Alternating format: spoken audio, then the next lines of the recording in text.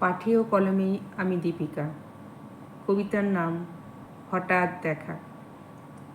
তোমার সাথে আমার প্রথম দেখা হয়েছিল হঠাৎই করে,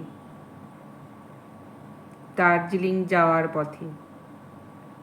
আমার পাশের সিটটা তোমার ছিল।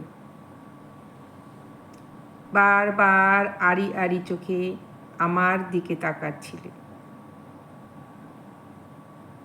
একটু বিরক্ত মনে হচ্ছিল। প্রথম দেখাতে আমার মনে কোনো দাগ কাটেনি, তবুও কেন যেন মনে মনে তোমার কথা ভাবতাম। তোমার নাম, তোমার ঠিকানা আমার জানা হয়নি আজও। এরপর আর কোনোদিন তোমার সাথে আমার দেখাও হয়নি। ওই একটুকু সময়ে তুমি আমার জীবনে ঝড় তুলে দিয়েছিলে।